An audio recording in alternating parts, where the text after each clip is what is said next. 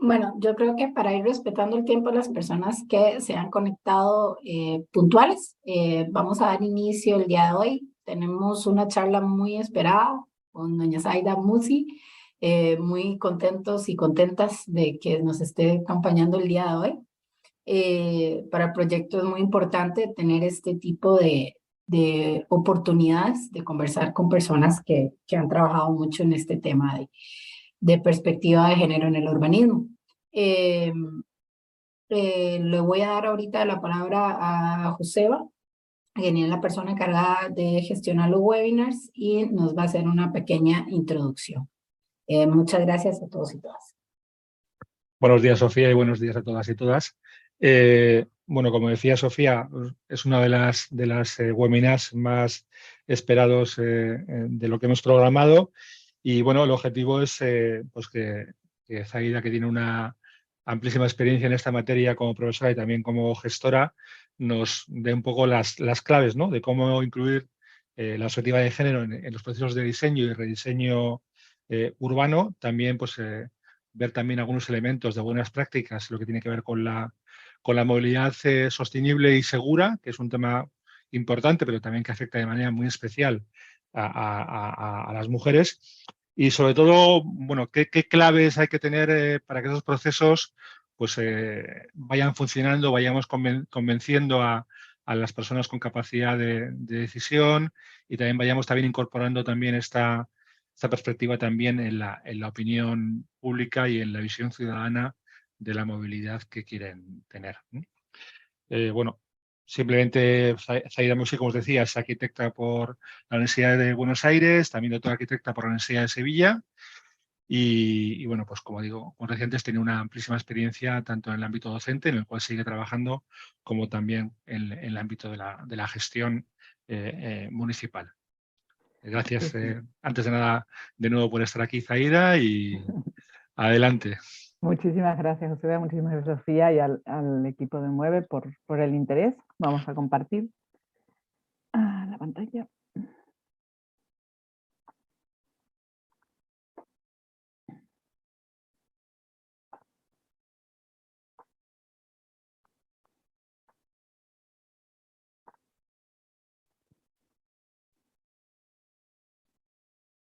Perfecto, ya. Vale, perfecto, sí que estaba sacando las imágenes. Vale, pues para poder abordar algunas de las cuestiones que tienen que ver con la movilidad desde la perspectiva de género, lo primero que vamos a hacer es qué es la perspectiva de género, ¿no?, y por qué tenemos que aplicarla también en la movilidad, ¿no? Cuáles son las diferencias que hacen que tiene que ver el género, la asignación de género, en el uso de la ciudad, en los tiempos, en las responsabilidades, ¿no? Cuando aplicamos la perspectiva de género, lo que nos preguntamos también es si pueden ser distintas las ciudades, también si pueden ser distintas las maneras en que nos aproximamos a su conocimiento. A las ciudades de la crítica feminista y de género, planteada con la incorporación de otras miradas y otras experiencias, que en general han estado ajenas o no tenidas en cuenta en el planeamiento más tradicional de las ciudades. Y por ello abogamos por la mirada desde el detalle, del conocimiento directo y cotidiano, para ampliar luego la escala de mirada e intervención, ¿no? En general, cuando planificamos, con suerte estamos a estas escalas, y no mayores, ¿no? Los territorios son manchas, no sé, son números. Sin embargo, cuando bajamos a la escala que vivimos día a día las personas, pues hay cuestiones que en gran escala no se ven, hay cuestiones que ya han estado decididas antes y que poco podemos arreglar, ¿no? Cuando tenemos una ciudad fragmentada por funciones o por clases sociales, eso hace luego muy difícil, entre otras cosas, la movilidad, ¿no? Entonces, y la importancia de ver, ¿no?, que puede figurar una acera de un determinado ancho y al final, en realidad, en la práctica, es muy estrecha, o casi en esta imagen que vemos que hay como mucho espacio entre la calzada y la fachada. En realidad hay un escalón, hay un árbol, hay para tirar la basura. Al final el paso real libre de esa acera es muy pequeña. Y eso condiciona, como veremos, la vida cotidiana. Entonces, cuando hablamos de vida cotidiana, ¿de qué hablamos? La vida cotidiana es el desarrollo de todas aquellas acciones que hacemos las personas para satisfacer nuestras necesidades fundamentales. Y todas las personas tenemos estas necesidades fundamentales, las mismas, que es la subsistencia, la protección, el afecto, el entendimiento, la participación, el ocio, la creación, la identidad y la libertad, que también según nuestras condiciones socioeconómicas, de sexo, de rol de género, de capacidades físicas, muchas veces hay algunas de estas necesidades que se complican mucho para poder ser solucionadas, alcanzadas. La vida cotidiana no se puede tampoco desvincular de un espacio compartido y de un tiempo finito. Lo del tiempo es muy importante porque nuestras ciudades han crecido como si el tiempo no fuera una variable finita, sino que podríamos ser infinito. La Tierra tampoco lo es, pero es menos, aún es menos visible que se acaba, ¿no? El terreno para urbanizar. Por tanto, cuando hablamos de vida cotidiana, además de hacer esas tareas son unas actividades que se dividen entre actividad productiva, reproductiva, la propia y la política comunitaria social, ¿no? Hannah Arendt hablaba de tres, ¿no? De la productiva, la labor, el trabajo, la labor y lo político social.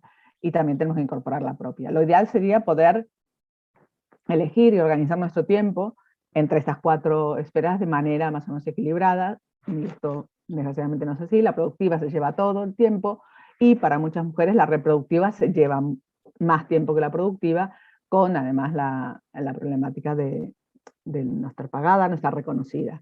Entonces estas actividades se hacen en unos espacios, entonces depende cómo sean nuestros espacios urbanos, cómo sean nuestras calles, cómo sean nuestras aceras, dónde estén nuestras viviendas respecto a las zonas comerciales, a las zonas de escuelas, etcétera, pues podremos o no ir mezclando estas actividades de las esferas, porque aparece el tiempo, ¿no? Entonces, si nosotros dedicamos al traslado un tiempo excesivo, al final del día no alcanza y empezamos a recortar especialmente el tiempo propio, el tiempo social y político comunitario, y en el caso de las mujeres el tiempo productivo, ¿no? Porque el tiempo reproductivo y las movilidades derivadas de este condicionan todo el resto del día.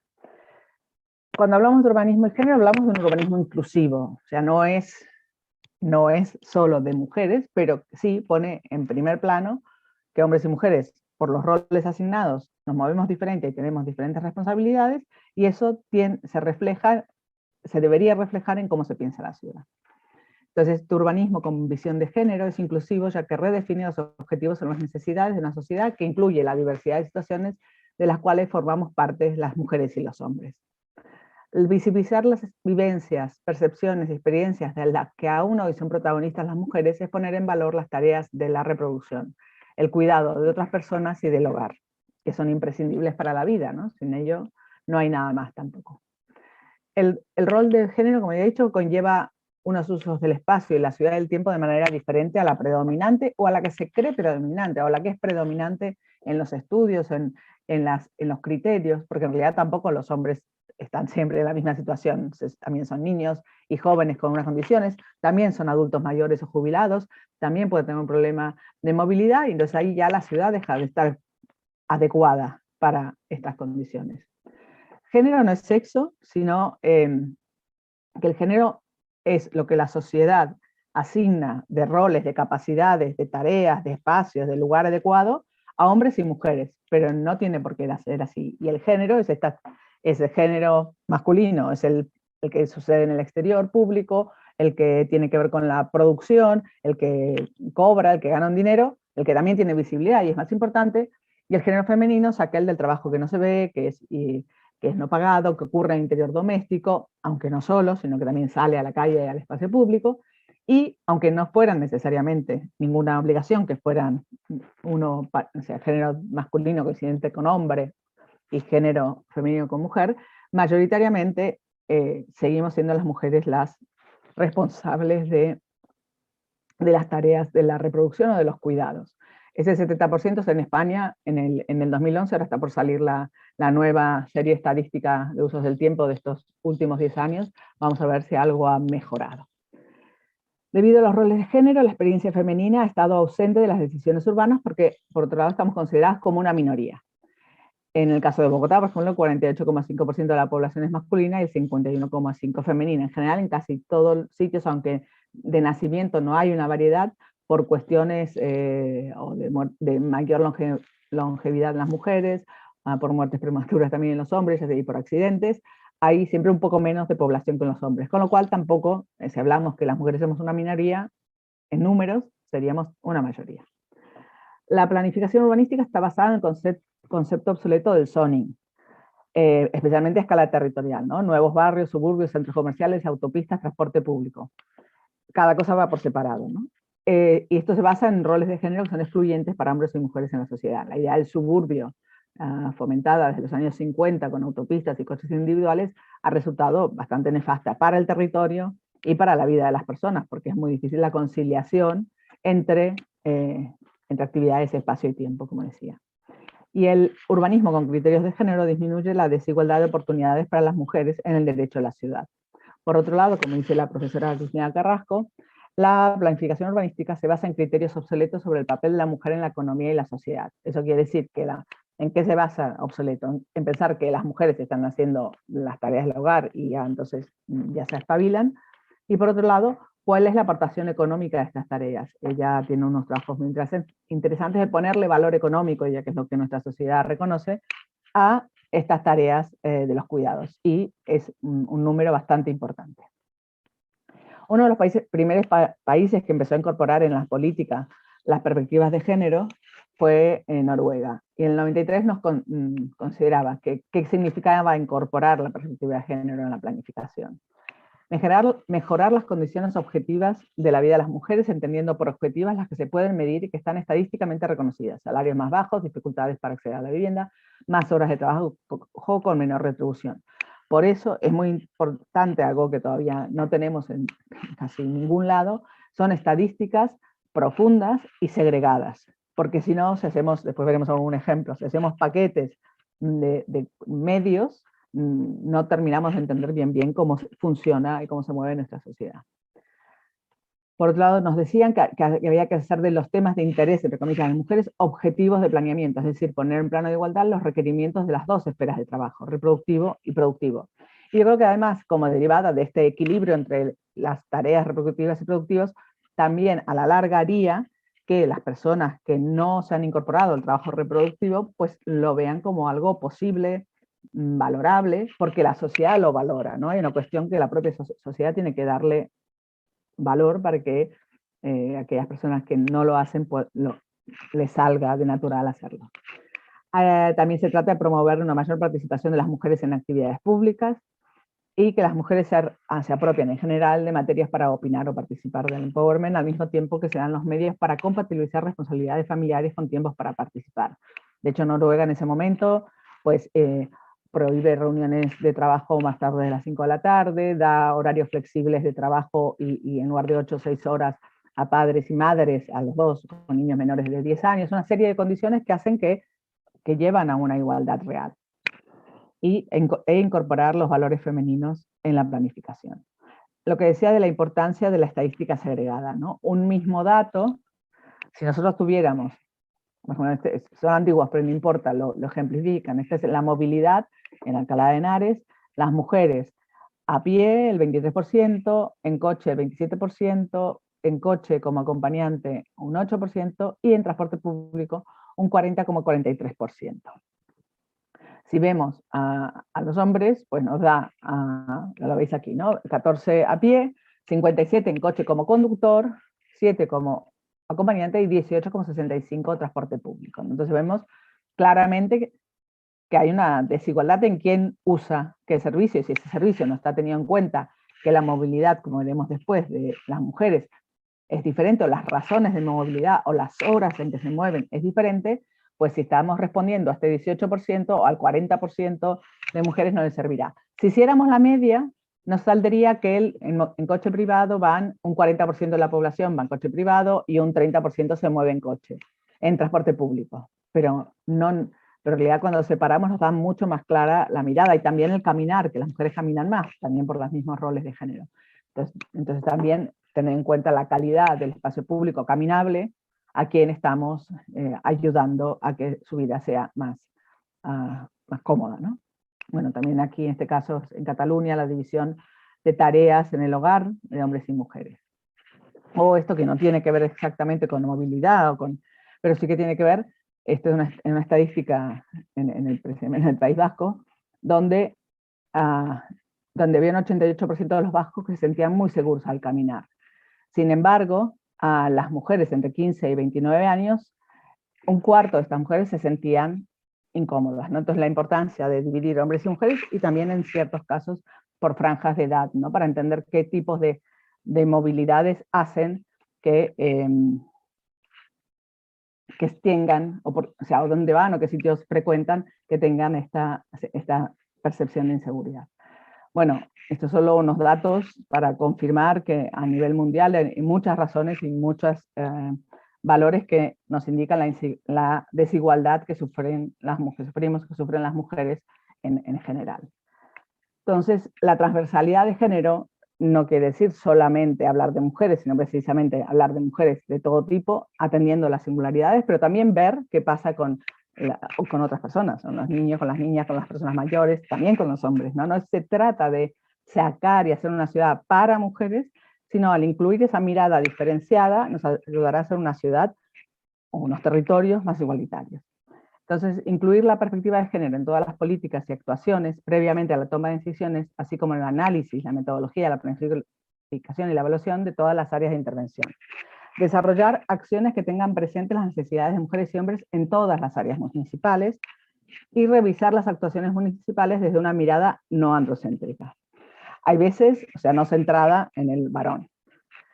A veces hay situaciones que son en nuestro entorno podrían ser mínimas, y eso transforma completamente la percepción, la utilización de la ciudad. En esto es una ciudad cerquita de Barcelona. Esta calle es calle 30 kilómetros por hora, pero una calle recta, sin ningún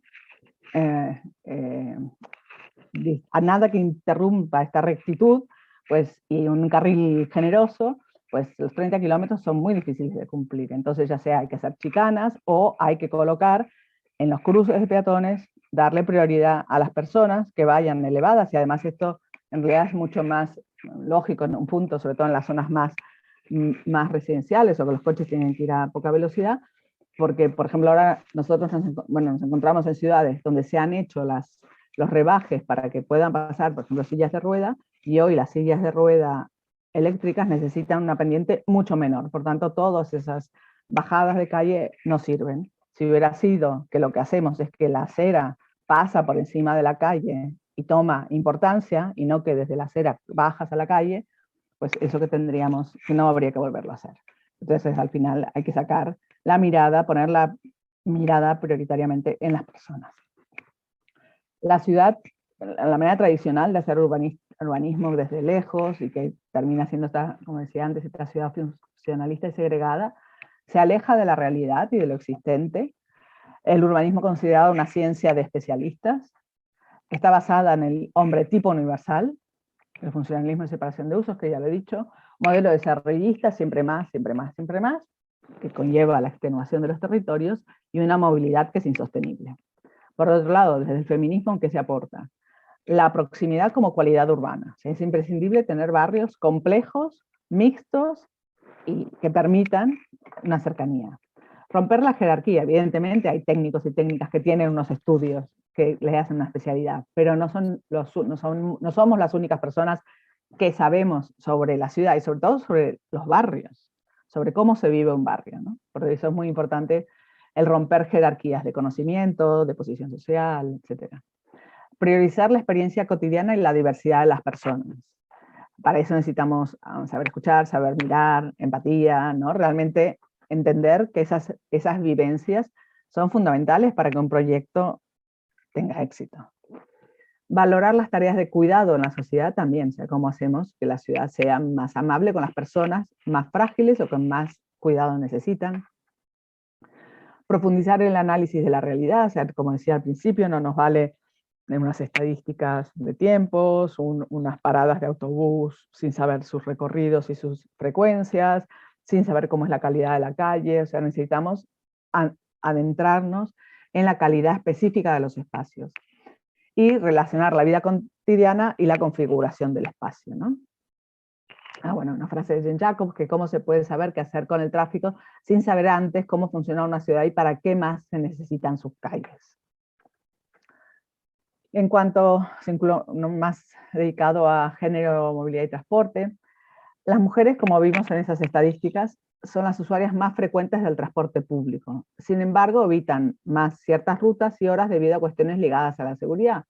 Y el transporte público no es solo el medio en que nos movemos, si es el bus, si es el tranvía, si es el tren, si es el metro, es cómo se llega también hasta ahí. Muchas veces, en muchos sitios, cuando se habla de movilidad, no se habla del caminar, se habla de cuando te subes a un medio de transporte, y eso está fatal. O sea, caminar es un medio de movilidad. Creo que ahora queda pocos que piensen así, ¿no? Caminar, bicicleta, y luego transporte público, y luego el transporte privado, ¿no? Las mujeres son minorías como trabajadoras y ejecutivas del sector de transportes. También, por tanto, falta esa mirada desde el otro lado. La falta de movilidad disminuye la participación de las mujeres en el mercado laboral. Sí, ahora veremos, ¿no? Si el horario de transporte, de la frecuencia cambia a partir de la hora punta, muchas veces las mujeres su movilidad fuera de esas horas puntas, y entonces vas teniendo menos posibilidades para llegar a los sitios de trabajo. Y por otro lado, las mujeres son conductoras más seguras. Cuando usan transporte privado, las mujeres respetan más reglas de tránsito y causan menos accidentes fatales, pero mueren más en los accidentes, porque como vimos también van más como acompañantes o van más como peatonas. Este es en el caso de Viena. La movilidad con perspectiva de género considera las condiciones de movilidad según sexos y los diferentes usos según los roles que vemos, ¿no? Entonces en Viena, que van muy adelantados y adelantadas en aplicar a la perspectiva de género a diferentes proyectos urbanos, y vemos cómo se parece a la otra estadística que veíamos. A pie, 29,60 las mujeres, 23,80. En bicicleta, 4,80, 8,50. En vehículo privado, 23,30, 32. Y en transporte público, 42,30, 35,50, ¿no? Por tanto, si arreglamos carriles bici, que está muy bien y tienen que ser seguros y tiene que haber más, pues estamos fundamentalmente, también seguimos apoyando la movilidad masculina, perdón, aquí la bicicleta, 8,50. Luego al final veremos una encuesta, o bueno, la portada de una encuesta que se lleva haciendo en Barcelona sobre por qué, para intentar entender por qué las mujeres no usan tanto o no usamos tanto la bicicleta, ¿no? ¿Cuáles son las condiciones que hacen que no la usemos? Si son propias o son del entorno. Entonces, las mujeres, ¿cuáles son las necesidades de la movilidad? O las razones o las cuestiones que hacen que se muevan, por ejemplo, que menos acceso al vehículo privado, porque tienen menores ingresos. Antes decía, las mujeres trabajan menos horas en el mundo productivo, porque se dedican a cuidar, por tanto, tienen menos ingresos, que les da, como dice aquí, menos acceso al vehículo propio. Tienen menos posibilidades de medios de transporte, ya sea porque muchas veces los medios de transporte están muy pensados para las grandes distancias y para llegar a esos grandes centros, que también al mundo post-industrial que estamos ahora, no sé hasta qué punto, ¿no? Grandes centros de producción desde zonas de residencia, y si haces otro tipo de movimiento hay menos posibilidades. Realizan las mujeres más trabajos de cuidados y tienen vidas cotidianas y patrones de movilidad, que los veremos ahora, más complejos. Hacen una mayor cantidad de viajes diarios, por tanto, en sitios donde no se considera o no existe la posibilidad de algún billete de transbordo con un margen de tiempo entre uno y otro, hace que sea muchísimo más caro la movilidad. Utilizan más tiempo en menores distancias por día. Claro, las movilidades cortas a veces son peores, porque pues si es un tren, tiene su velocidad y va más, ¿no? Separado y va mejor, o si porque no tienes la tarjeta que te permite subir y bajar de un bus, pues haces más distancias a pie, ¿no? Y las mujeres son más sensibles a cuestiones de seguridad que los hombres. Las mujeres en la cadena de movimientos que se llama, que es lo que hacemos, ¿no? Para ir de casa al trabajo productivo, ¿qué hacemos? En el caso de la que vemos abajo, la movilidad de un hombre de género masculino, va de la casa al trabajo a la compra o a algo particular y vuelve a su casa. En cambio, las cadenas de movimiento de personas que se dedican al rol de género femenino, pues son más complejas. Su casa, va a la escuela, a la nursería, va a la escuela y a su trabajo parcial, como hemos dicho antes, porque si hay que cuidar, probablemente no tenga acceso al trabajo a tiempo completo, vuelve a la nursería, va a la escuela, vuelve a la casa o va a la compra también. Podría ser ni siquiera pasando por la casa, desde el trabajo a la compra, de la compra a la escuela, a la nursería y a la casa, ¿no? Son lo que se llaman unas cadenas de movimiento o de movilidades complejas. Si lo que queremos es tener ciudades igualitarias y justas, y también, y evidentemente esto incluye que sean sanas, necesitamos ciudades de distancia cortas, alejadas de esta idea de la segregación por usos que aleja las funciones de la ciudad. Distancias cortas y movilidad sostenible, o sea, énfasis, que es lo que estáis viendo de hacer, en el transporte público. Y esto lo que da es una equidad en el acceso a oportunidades y en el derecho a la ciudad. O con este trabajo que, a ver, bueno, que es un trabajo, que si no ya los podría pasar, no sé si está puesto después, que es derivado de la tesis doctoral de Adriana Chocoleto, donde estudiaba cómo, y creó unos indicadores para los espacios de relación, espacios públicos, equipamientos cotidianos, y el barrio, ¿no? Para saber cómo es de complejo el barrio en cuanto a actividades, a la calidad del espacio público, a poder relacionar esa vida cotidiana de un tiempo concreto y limitado y en un espacio. Como decía, el espacio público es fundamental para la movilidad, es fundamental para poder, por ejemplo, que sea accesible, que haya bancos, ¿no? Que los espacios de movilidad estén acompañados de bancos, es fundamental para poder llegar más lejos. El banco no solo se pone en un sitio que puede ser agradable porque estás descansando en una plaza, también se pone en una calle amplia con paso de vehículos porque hay una persona mayor que para llegar más lejos necesita descansar. O vas cargada o cargado o vas con niños pequeños. Entonces el espacio público pensado para la equidad de género favorece la autonomía y la socialización de las personas, ya que ha sido pensado priorizando en su diseño y trazado las necesidades de mujeres y hombres.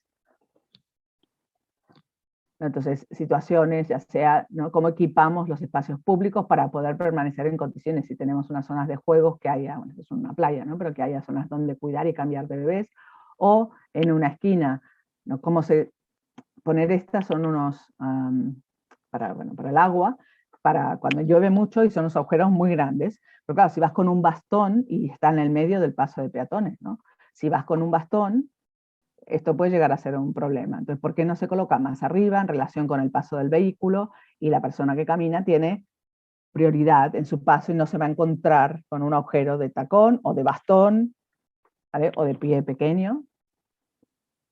O cómo priorizamos, ¿no?, también el cruce y la relación entre espacios amplios y de acera y equipamientos, espacios públicos. Por tanto, no en un pequeño lugar, sino realmente darle más importancia, generar como esta especie de cambiar la prioridad, cambiar desde el propio diseño de la calle, cambiar la prioridad del vehículo por la de los peatones. La movilidad en sí, que la red de transporte tiene en cuenta las necesidades diversas de las que hablábamos. La oferta de medios de transporte y las características de los espacios de soporte de la movilidad determinan formas y calidades de vida. La movilidad de ofrecer la mayor variedad posible de opciones, privilegiando los recorridos peatonales o la movilidad activa, que se apoyan en un tejido urbano funcionalmente diverso y de calidad, un espacio público de calidad. Los transportes públicos tienen que dar respuesta a la variedad de horarios del mundo reproductivo que generan recorridos no lineales, como veíamos antes, y no uniformes. No todo el mundo hace el mismo recorrido, que es más difícil que aquel que va de la zona residencial a la zona de trabajo. Tenemos que pensar la movilidad respondiendo a la diversidad y a la seguridad y en todos los aspectos, facilitando la planificación de todas las actividades de la vida cotidiana y haciendo posible la igualdad de oportunidades en el acceso a la ciudad. Ya lo hemos visto. Esto vuelve a ser del trabajo de Adriana. La ciudad de las distancias cortas permite la combinación eficiente de trabajo pagado, trabajos de familia, trabajos de cuidados, compras, uso de servicios. Una mezcla variada de edificios residenciales, lugares de trabajo, tiendas y equipamientos variados, ocio, deporte, cultura, crean una densa red de ofertas en el barrio. De esta manera, personas con diferentes grados de dependencia, infantes, adultos mayores, personas con discapacidades y otros, pueden moverse de manera independiente en los barrios y desarrollar todas las tareas cotidianas por su cuenta. Esto facilita el trabajo de cuidados y se reducen los viajes impuestos a las personas que cuidan. Los viajes individuales motorizados diarios se reducen y las tareas de suministro y compra se pueden realizar en menos tiempo. y en recorridos que sean útiles, no en recorridos que sean específicamente para ir a comprar, ¿no? Este gasto que desgraciadamente nos hemos acostumbrado tanto, ¿no? Que el sábado se convierte en un día de trabajo no pagado en el que vamos a un sitio a comprar en coche, estamos con un trayecto de 1 hora específico para esa compra, estamos en un sitio no sé cuántas horas para comprar, en lugar de haber ido haciendo esa compra en el día a día, ¿no? En el transcurrir de nuestro día, que también eso genera además unos comercios de proximidad, comercio local, que a su vez genera red y genera seguridad en la ciudad, ¿no? Desde la perspectiva de género, un diseño sin barreras no solo significa dar soporte a las personas con movilidad reducida, sino también facilitar la vida de las personas con tareas de cuidados y tareas familiares, ya sea llevar bolsas de compra, empujar cochecitos de bebé, acompañar a otras personas, o con movilidad reducida temporal, accidentes, enfermedades. El diseño sin barreras hace los trayectos cotidianos más fáciles y seguros para todas las personas. Las paradas de transporte accesibles, así como estaciones y vehículos sin barreras, facilitan que las personas con movilidad reducida se puedan mover libres y seguras en las calles. Entonces, este esquema de Viena, ¿no? Un poco de los anchos mínimos que deberían tener las aceras para dejar el paso adecuado a diferentes circunstancias, con lo que llegamos a que lo mínimo que deberían tener una acera son 2 metros de ancho.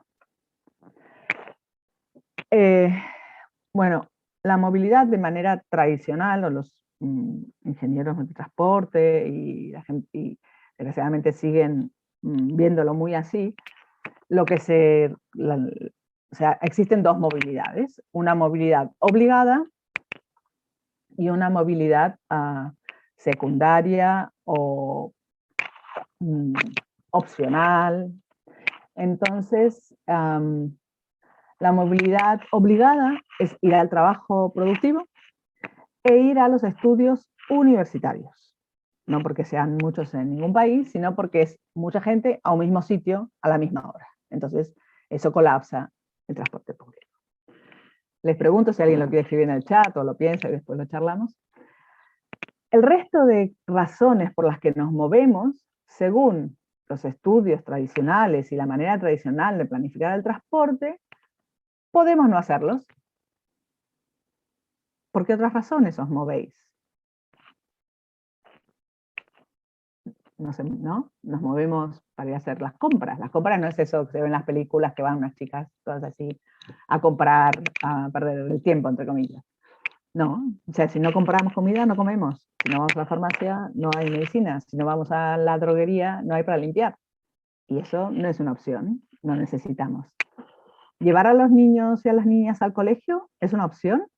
Pues desde luego no. Vas preso si no llevas a los niños a la escuela. Si no vas al trabajo, pues no tienes dinero, pero no vas a ir preso. Entonces, todas esas movilidades, o acompañar a una persona que esté mal, o ir a visitar a alguien que esté mal, o mismo sacar a un perro a pasear, también es parte de una obligación. Todas estas razones de movernos, en esta encuesta que hizo Inés Sánchez Madariaga en Madrid, preguntando qué de estas movilidades consideradas secundarias no obligatorias tienen que ver con los trabajos de cuidado, ¿no?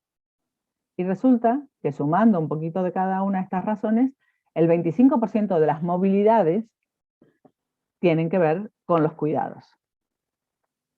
Casi tantas como el trabajo. Bueno, y entonces aquí, ¿cómo es que no se tiene en cuenta? Insisto, ¿por qué no se tiene en cuenta? Primero porque no se mira. Pero por otro lado, porque es una movilidad muy complicada. No entramos todos a las 8 de la mañana al mercado a hacer la compra, como entran en el trabajo. No entran todos los niños exactamente a la misma hora. O sí, pero si van a un cole cerca, tarda un tiempo. Si voy a otra lejos, y eso no está tan reglado, ¿no?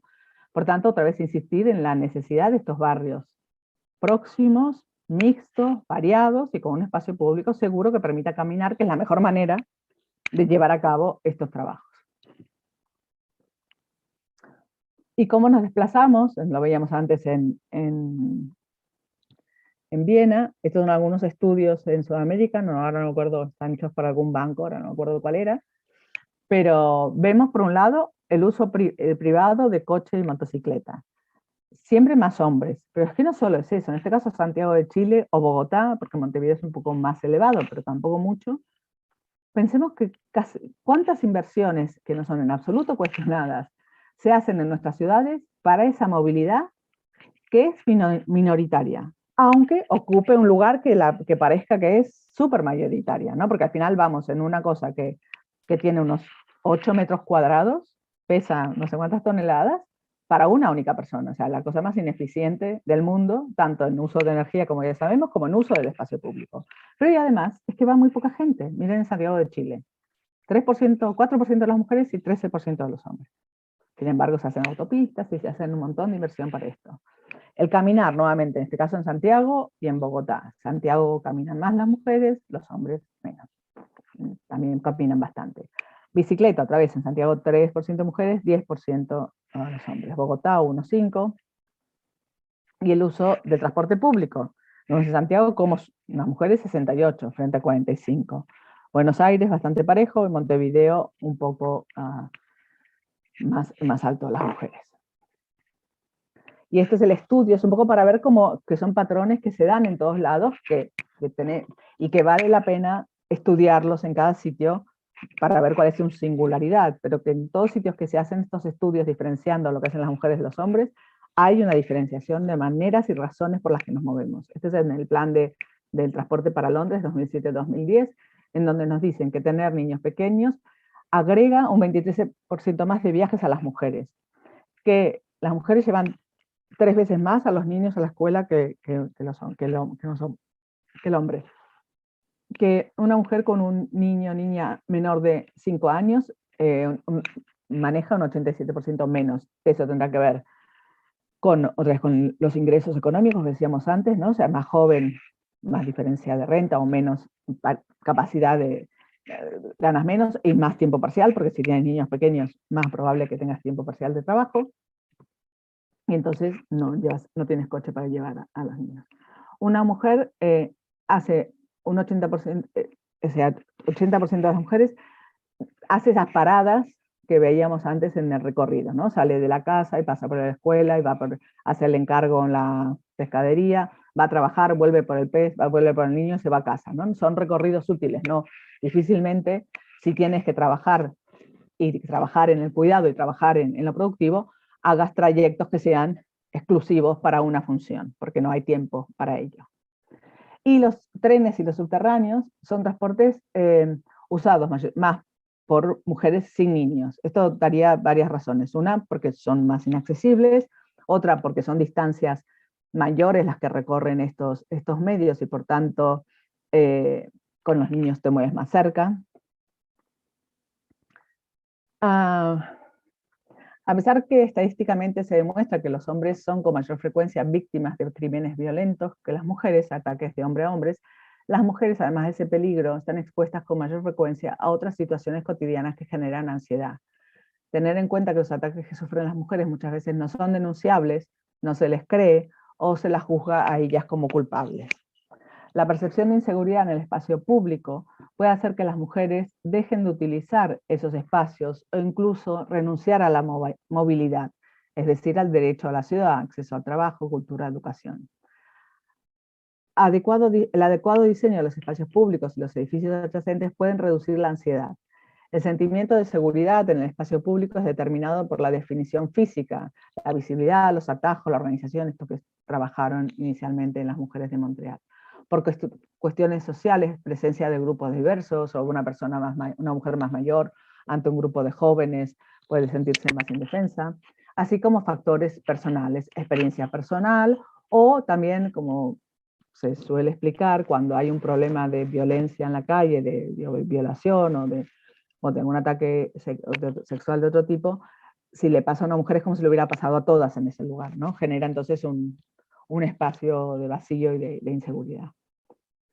El diseño con perspectiva de género previene riesgos, ofreciendo variedad de situaciones para variedad de personas. Por ello, Jane Jacobs, en Muerte y Vida de las Grandes Ciudades, estableció 3 premisas básicas para las calles seguras. Una clara demarcación, espacio público, espacio privado, calles vivas y habitadas, eso quiere decir que haya usos en las plantas bajas, edificios y ventanas orientados a la calle, los ojos sociales, ¿no? Que haya seguridad visual. Entonces la seguridad desde la perspectiva de género está vinculada a la capacidad de podernos apropiar del espacio adquiriendo autonomía, eso que permitamos caminar sin problemas. Entre los factores espaciales que colaboran en la percepción de seguridad están la visibilidad, claridad y alternativa a recorridos, la variedad de usos y actividades y la presencia de gente diversa. Para favorecer el sentimiento de pertenencia y seguridad en los espacios públicos, se tiene que cuidar especialmente la iluminación de los espacios para peatones y se han de evitar muretes, vallas y escaleras que generen rincones escondidos o de difícil acceso, ¿no? Y evidentemente, volvemos, ¿no? La experiencia de las mujeres en los barrios para todo esto es muy importante, reconocer cómo ven y cómo sienten las mujeres la calle, esos recorridos, dónde están esos puntos rojos, ¿no? Que hacen que no pasen por estas calles. Y nuevamente, como la estadística, si segregamos por edades y hombres y mujeres, vemos cómo cambia a lo largo del tiempo, y en este caso es interesante también ver cómo los hombres, cuando son mayores, ¿no? Que pasan a la edad de jubilación y más mayores, pues aumenta mucho su percepción de inseguridad, ¿no? Ya no son, o no van en vehículo, o no son las personas fuertes de la calle, ¿no?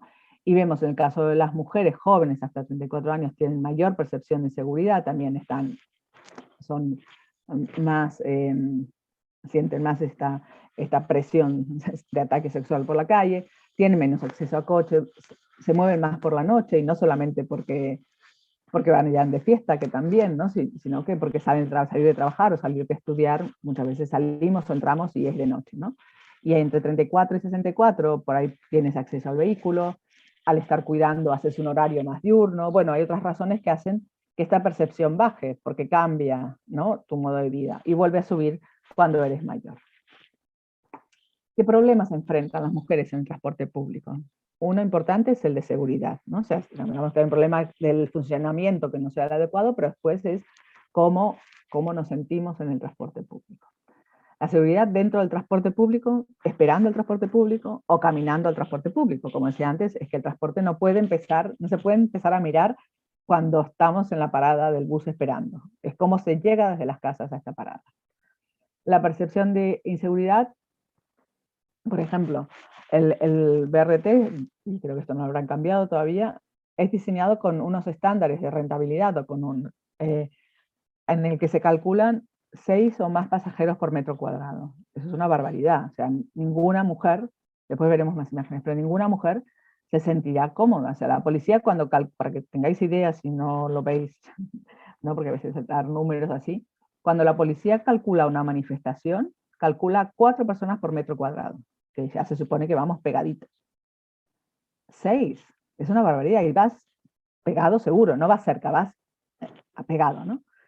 Entonces, pegado, y unos cuerpos evidentemente normativos, de una delgadez, sin silla de ruedas, sin bastones, sin muletas, sin ningún problema, porque no puedes ocupar el espacio, ¿no? Y evidentemente para las mujeres esa medida es totalmente impropia, inadecuada, hace que ya no puedes ni pensar en subir al transporte público, pero hay veces que no puedes elegir no subirte al transporte público.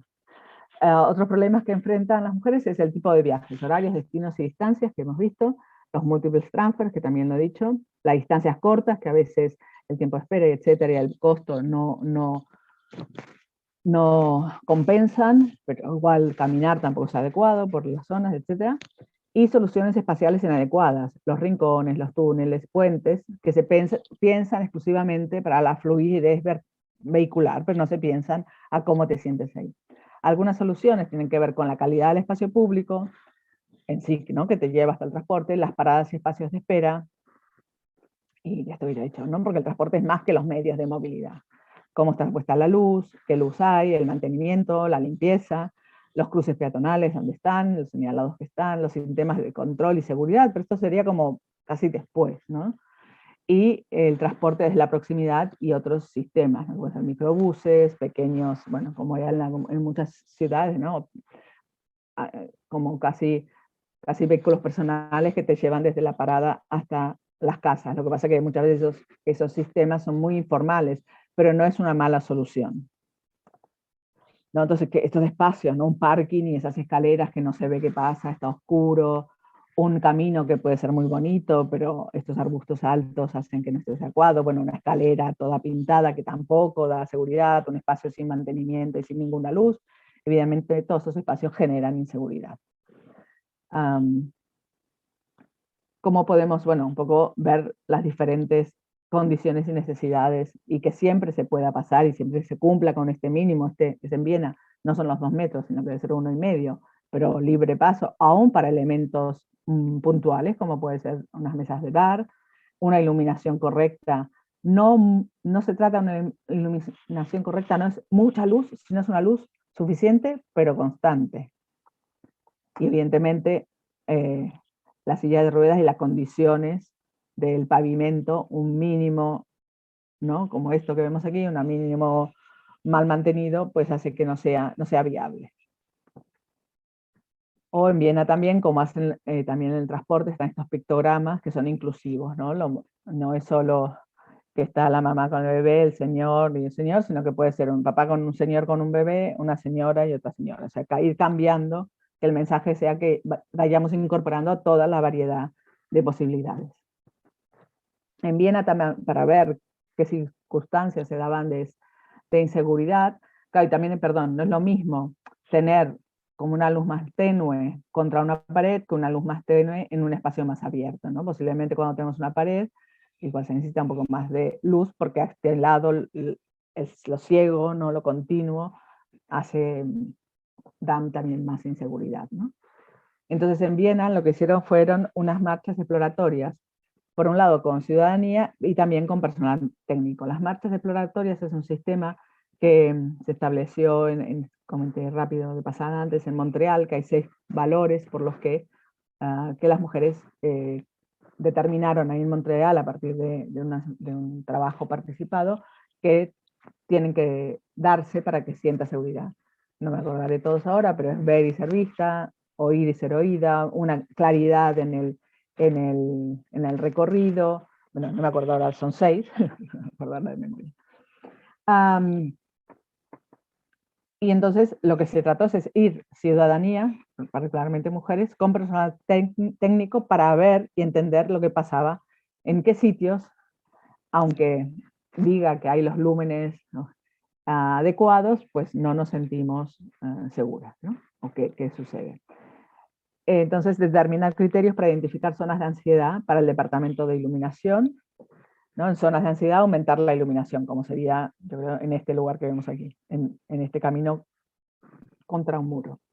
La recomendación general para proyectar una ciudad segura es espacios con ojos sociales, que ya lo hemos dicho antes, y recorridos guiados por policías con personal político antes de la renovación de una determinada área. O sea, también hacer esta comprobación en los recorridos a pie, porque también muchas veces las personas que toman las decisiones o no van en transporte público y muchos menos caminan. Entonces es importante experimentarlo. Bueno, y vemos aquí, esto es de Londres, solo ver las cantidades, ¿no? Que mujeres y hombres británicos se sienten inseguros al anochecer. Vemos que las mujeres, lo mínimo un 40% cuando viajan en bus. Y los hombres, lo máximo, un 32%, esperar en una estación de metro, de tren, viajar en metro, ¿no? Pero las mujeres ya están en el 62% de percepción de inseguridad, etc. Por tanto, es importante esta mirada diferenciada. Como antes decía, ¿no?, uno de los problemas es que en las mujeres estamos infrarrepresentadas también en estos espacios de trabajo, como puede ser el transporte, que es la figura del medio, ¿no? ¿Está Costa Rica? Creo que no está. Sí, aquí Costa Rica. Costa Rica, las mujeres, hay 68% en educación, que también hay áreas que estamos sobre representadas, también son áreas que tienen una consideración no tan cualificada socialmente, sin embargo son fundamentales e importantísimas. El transporte solamente un 17%, entonces aquí falta experiencia, falta variedad en la mirada, ¿no? Y seguramente si viéramos en la estructura también jerárquica, en qué situación están las mujeres. Algunos resultados de diferentes estudios de movilidad desde la experiencia de las mujeres, uno hecho por el BID en México, se identificaron diferentes barreras en las que se enfrentan las mujeres al acceder al transporte público, ya sea financiera, físico-espacial, organizacional, temporal, emocional y corporal. Y al definir las barreras físico-espaciales, hacían referencia al mal estado, no solo de las estaciones, sino a todo el trayecto completo, ¿no? Y en Guadalajara, los patrones de movilidad de las mujeres, en el estudio de los patrones de movilidad, pedirían aumentar ¿qué aumentaría la sensación de seguridad? Mayor vigilancia, botón de pánico, mejor iluminación, cámaras de seguridad, mejor señalización, una app para reportar y solicitar ayuda, rampas y limpieza.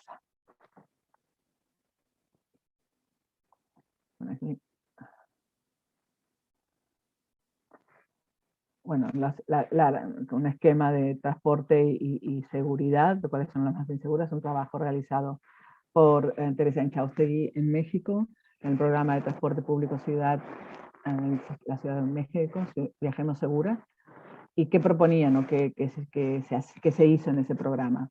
Stands de ayuda y asistencia para reportar casos de abuso sexual en el transporte. El programa Atenea provee servicios exclusivos para mujeres, de esto si queréis luego hablamos, en el cual en México, en Ciudad de México, hay 154 autobuses pintados de rosa, que tenéis en la pantalla, y están rotulados con la leyenda Servicio exclusivo para mujeres. Estas unidades recorren 52 rutas que dan servicio a mujeres, adultos mayores, niñas y niños. También otra de las acciones que se han tomado en México es la separación de hombres y mujeres en el sistema de Metrobús y en el metro ligero, y la capacitación a funcionarios del sistema de transporte para poder atender estas cuestiones de violencia en el metro, y campañas de sensibilización y prevención para usuarios. México en el ranking daba como el medio de transporte más peligrosos, ¿no? México, Bogotá, Lima. No solo en México se hace esta segregación de mujeres en el transporte público, esto es Nueva Delhi también hay más o menos desde esta línea, que vemos que hay hombres a partir de aquí, es solo de mujeres. También en Londres hay taxis solo para mujeres, hay taxis conducidos por mujeres. Y esto es lo que decía antes, ¿no? O sea, esto es Santiago de Chile, claro, 6 personas por metro que decía antes, obligaría a subir así. Evidentemente no es la manera adecuada de viajar, si no te queda otra opción, lo tienes que hacer, pero es realmente un estrés, un miedo que no debería vivirse, ¿no? Y en este caso, en Santiago de Chile, las mujeres reportan 25 incidencias de acoso en el metro cada día, y 8 de 10 mujeres han experimentado acosos desde los 12 años.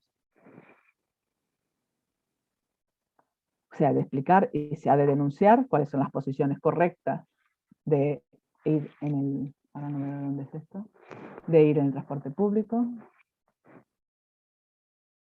Y otros casos que hay también el vagón exclusivo para mujeres, en de Río de Janeiro, en México y en Tokio.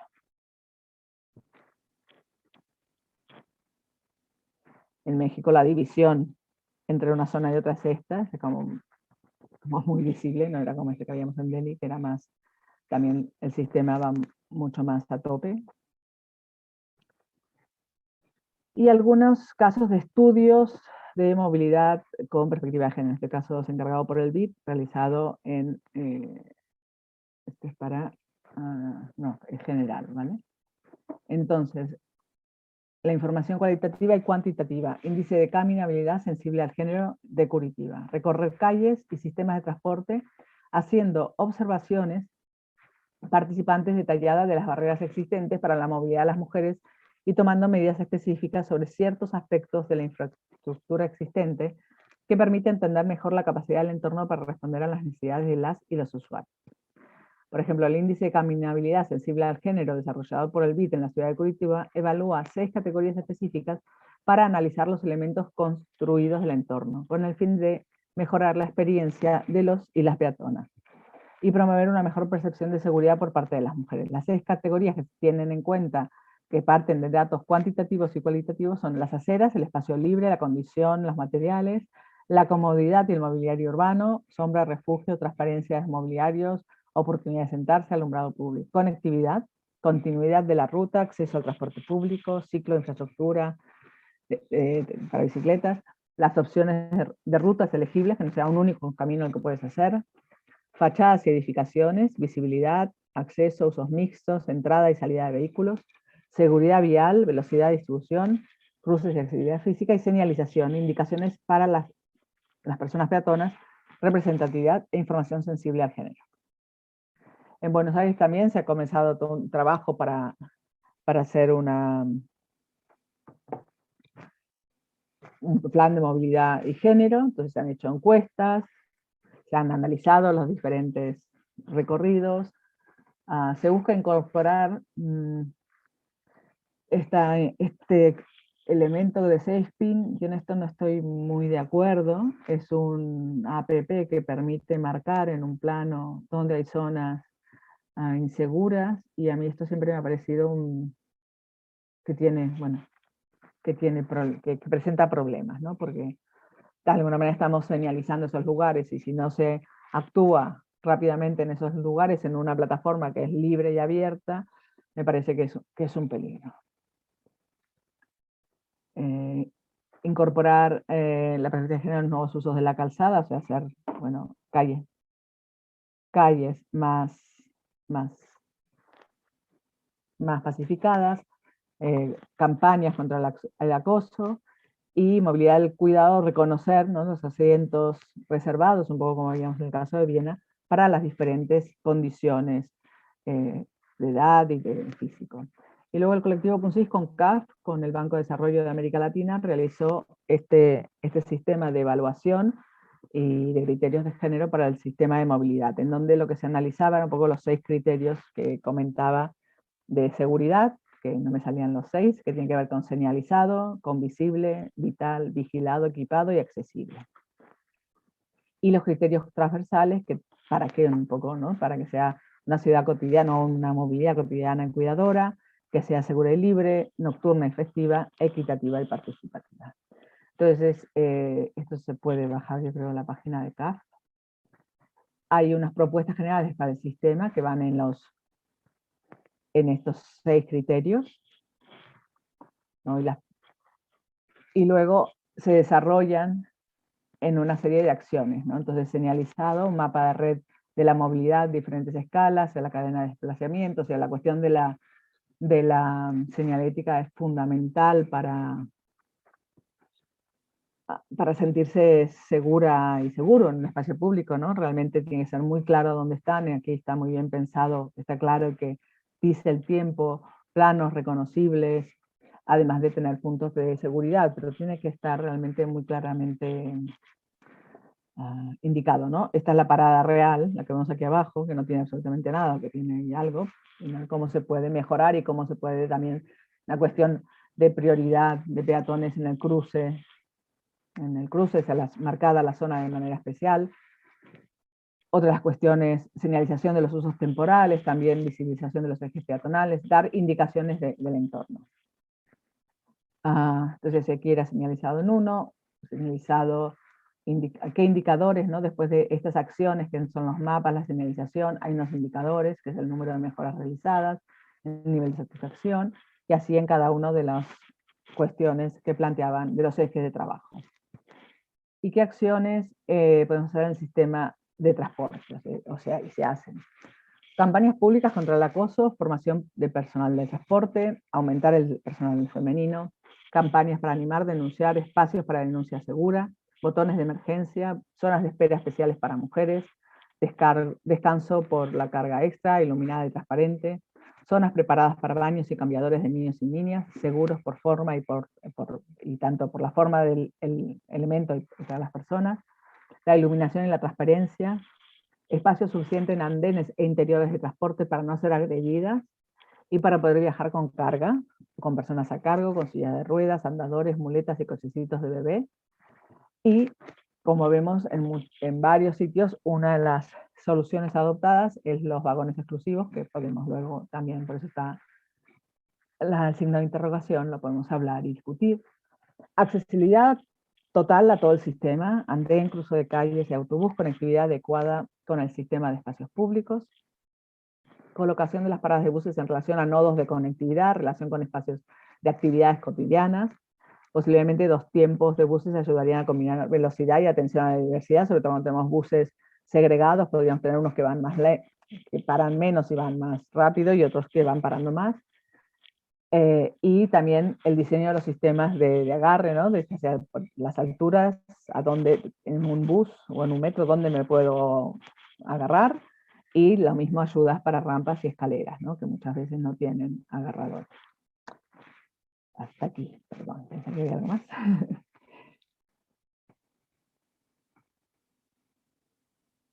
Muchas gracias, Aida. Bueno, En tiempo. en tiempo perfecto, y además te digo que hemos tenido una asistencia alta y además prácticamente no se ha ido nadie, o sea Qué bien, no se han parece aburrido. parece como un indicador que ha gustado. Habrá que hacerlo una estadística será por sexo, pero para saberlo mejor. Muy bien, Muy bien. como siempre, después de la presentación empezamos con el turno de preguntas. Daremos prioridad a la gente que la quiera hacer de manera directa y levante la mano. Ahí tenéis, como siempre, la opción de levantar la mano, y luego también pasaremos a quien prefiera hacerla a través del apartado de preguntas y respuestas. Veo levantada la mano por parte de Marcela Guerrero. Marcela, bienvenida, como siempre, y adelante.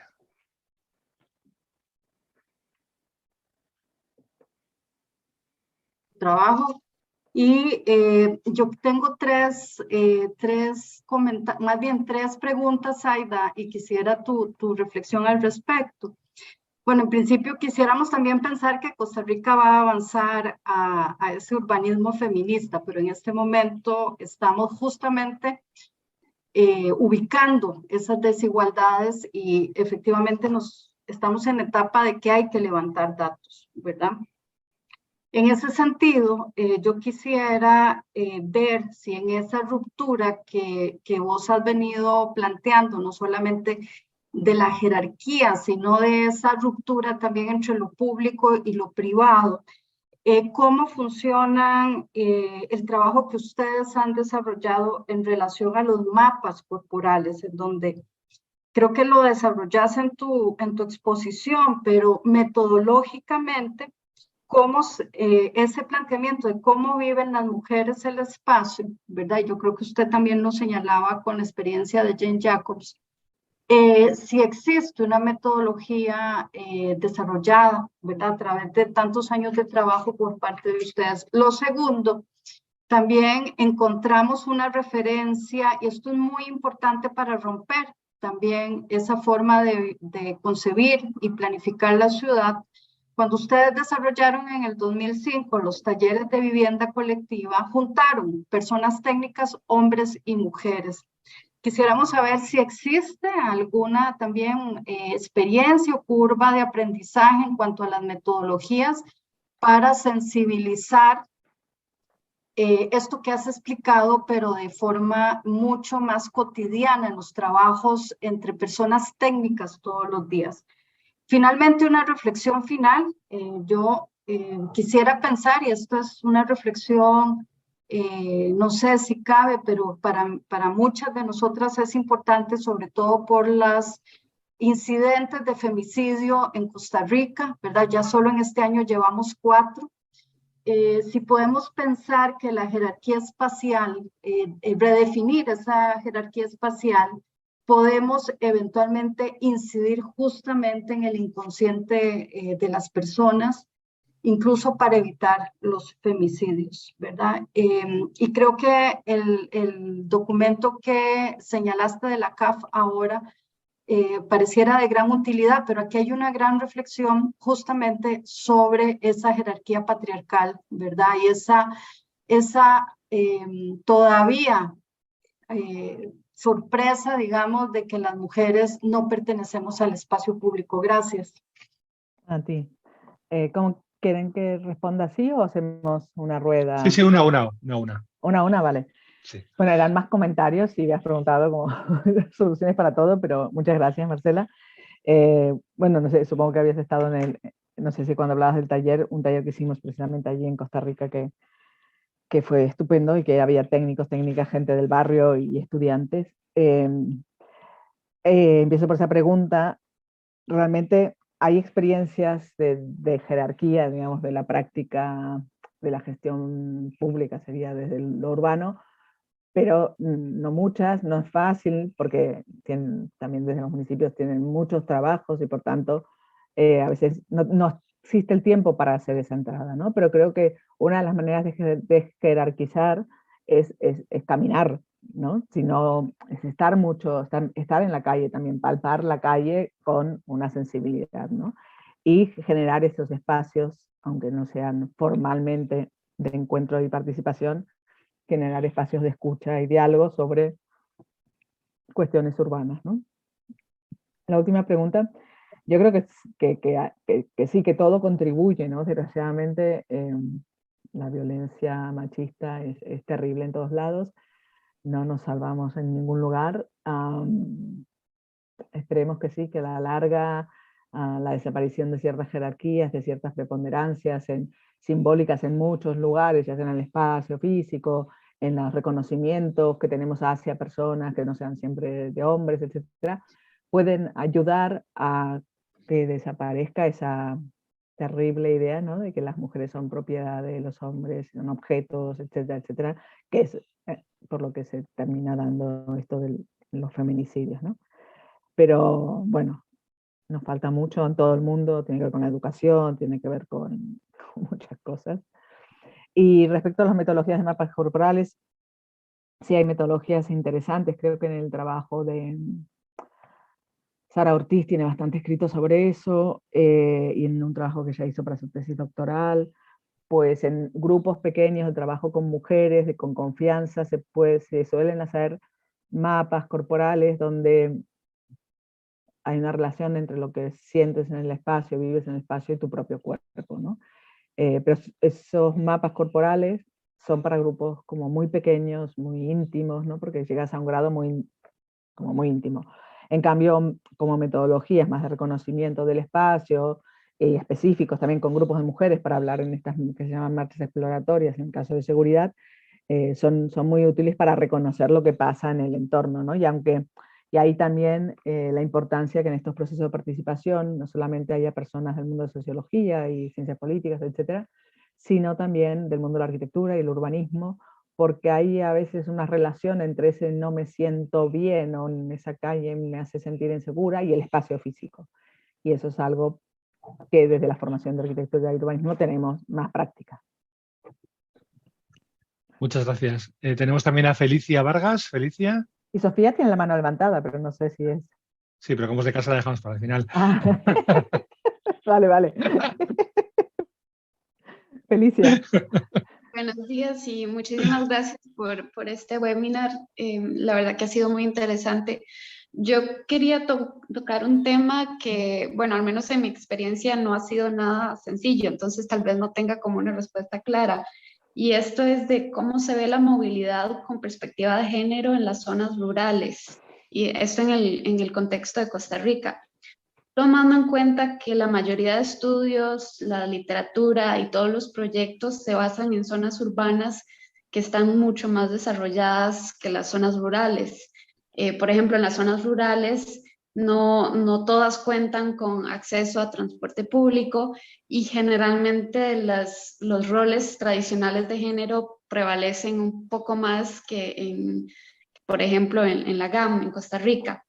Y para dar un poco de contexto, yo ahorita estoy trabajando en un proyecto de movilidad colectiva en una zona rural, una zona muy turística de Costa Rica, pero igual que sigue siendo rural.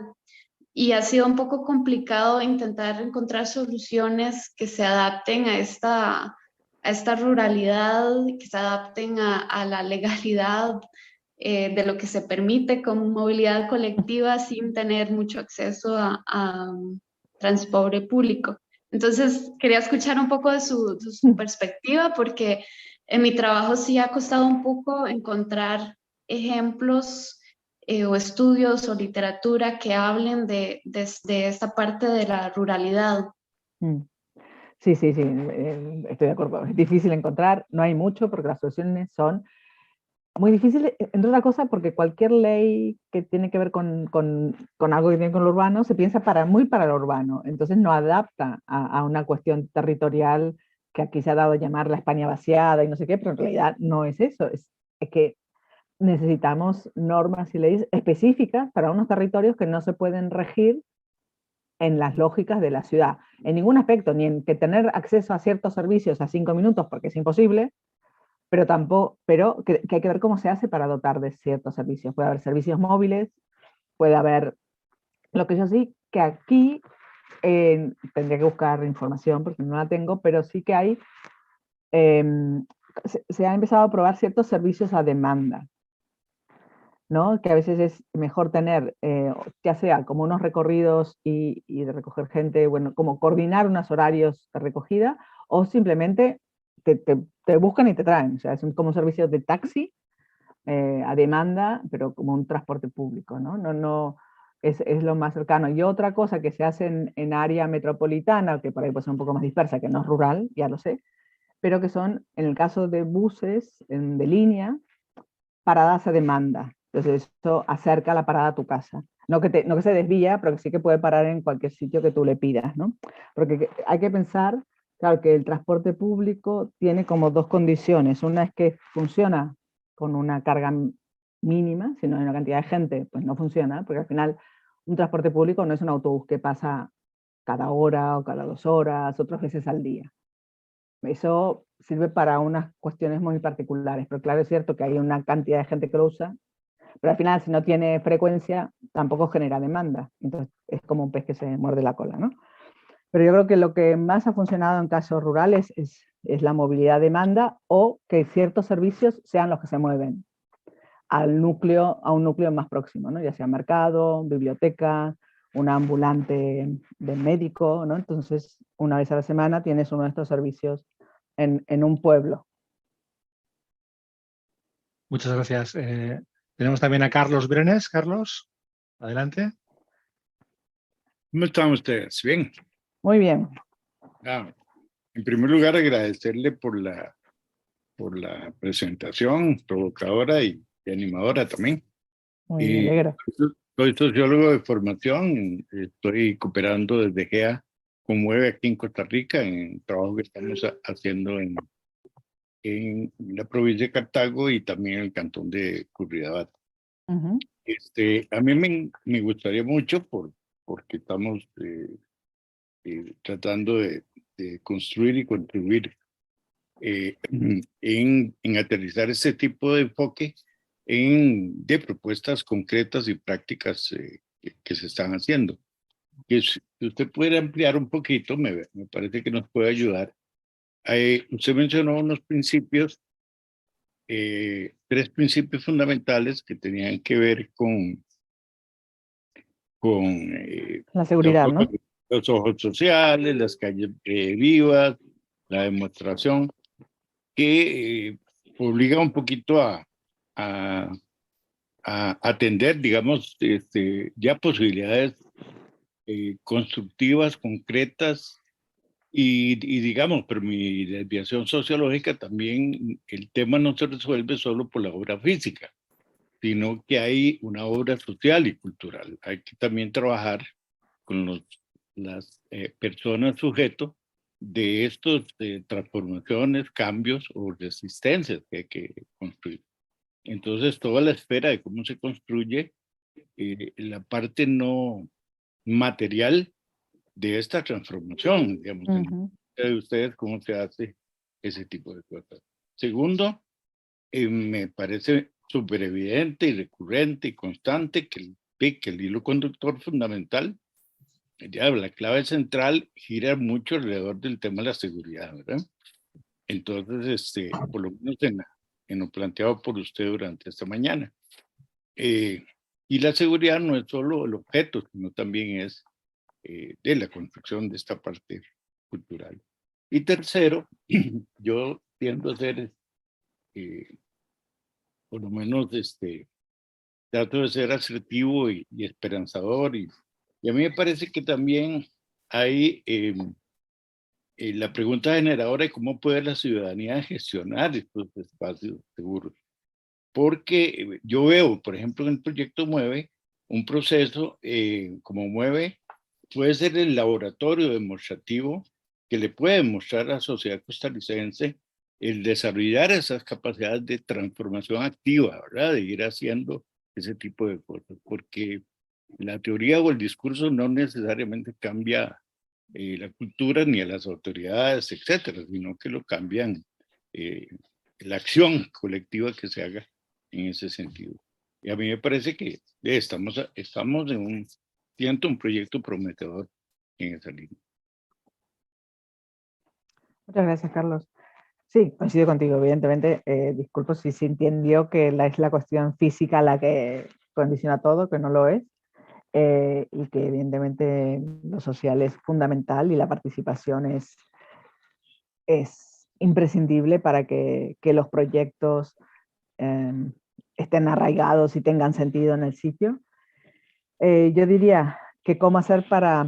Yo creo que de seguridad he hablado al final, antes he hablado de los tiempos, de las necesidades de las movilidades, de los medios en los que movemos, de las razones por las que nos movemos, pero sí al final me he dedicado a la seguridad, ¿no? Entonces, ¿cómo hacer esas transformaciones? Yo creo que evidentemente tú has dicho, ¿no? Desde la acción colectiva, desde trabajar con la sociedad. Y yo creo que además Costa Rica tiene un moto de país, que creo que os lo creéis todos, ¿no? Pura vida, y es un país sin ejército, y es un país ecológico y con una gran naturaleza, y eso es una fortaleza de la que creo que estáis todos muy orgullosos y orgullosas, y creo que eso es parte de un discurso que se tiene que unir con la movilidad. Que nuestro territorio, ese elemento de orgullo que tenéis, a la movilidad le puede hacer mucho daño. Entonces, entre todos y todas, tenemos que cambiar nuestros modos de movilidad para defender esa pura vida, ¿no? Si no, no hay. Entonces, el relato, la construcción del relato es fundamental para que los proyectos funcionen, ¿no? Y yo creo que tenéis ese relato construido que tiene que servir para esto. Luego, el trabajo con escolares. Es muy importante trabajar desde la infancia en los cambios. Tarda tiempo, pero todos fuimos infantes y llegamos con suerte adultos. Por tanto, el trabajo con la infancia es fundamental también. Porque también la infancia es quien hace cambiar a los padres y madres, ¿no? Entonces, desde allí también hay que trabajar. No, bueno, esas dos cosas, ¿no? Yo creo que totalmente de acuerdo. Yo creo que seguramente se pueden hacer, y muchas, después habrá que ver qué puede pasar, lo que decía Felicia, que desde la gente pensemos cosas, soluciones que luego no se pueden hacer, pero bueno, las leyes también se pueden cambiar con un poco más de tiempo. Entonces creo que es muy importante trabajar como co-creando con las personas soluciones, en este caso para la movilidad. Muchas gracias. Tenemos también a Carolina Sáenz. Carolina, adelante.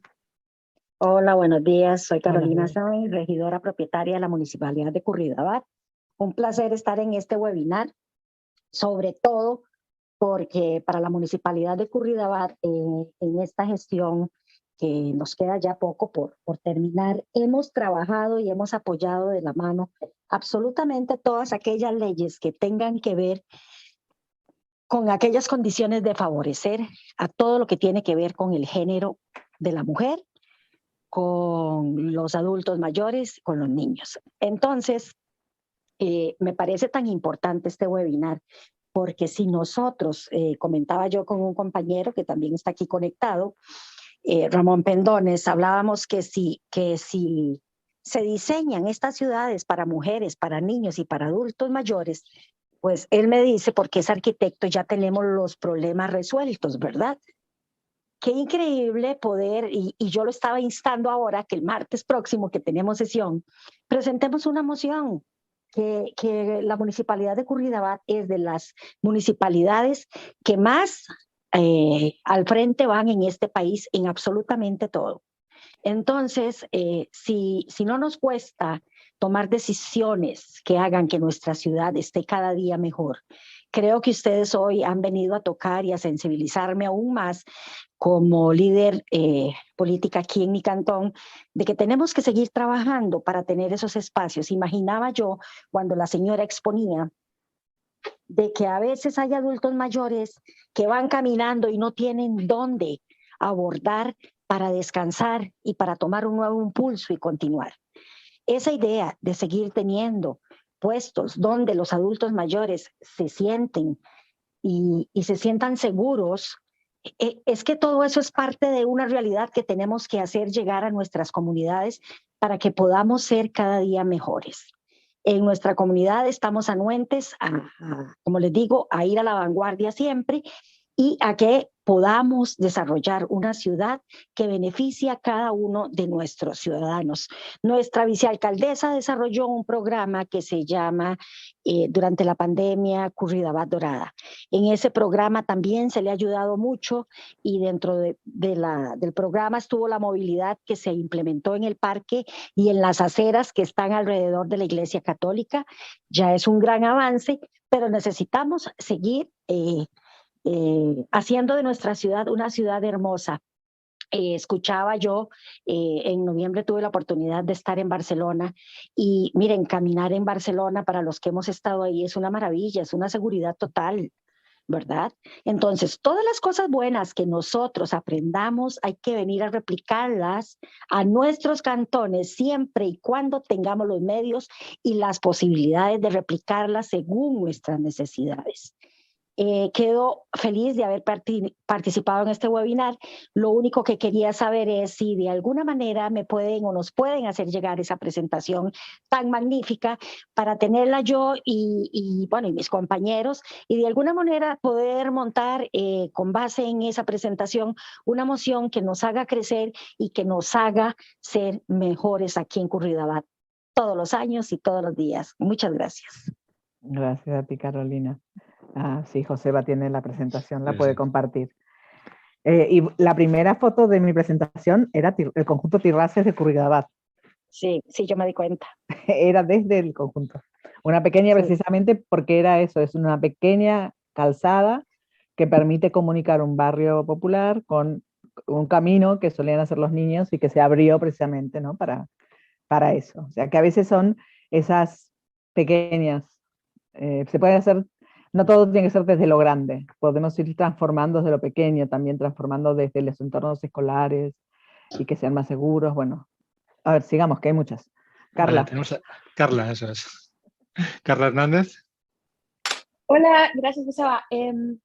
Me acabo de unir, entonces me perdí bastante de la exposición, pero me llamó la atención esto último que mencionaba la presentadora, que fue de la construcción de narrativas que fueran efectivas incluso o dirigidas incluso para las pequeñas personas, para niños, para adolescentes, quienes están haciendo o quienes deberían estar haciendo un uso más importante del espacio público y de la movilidad sostenible. Pero quería preguntarle concretamente cómo se construyen o de qué forma pueden construirse narrativas efectivas dirigidas al adulto mayor que es dependiente del vehículo. La delegada de la municipalidad ahorita mencionaba a este adulto mayor que usa los buses. Yo estoy pensando en la población de adultos mayores que son dependientes de carro y que no quieren bajarse y que encuentran dentro de los peatones, usuarios de buses, usuarios de bicicletas y cualquier otro método de movilidad activa para hacer las microdistancias, un enemigo de su andar, de la libertad de moverse.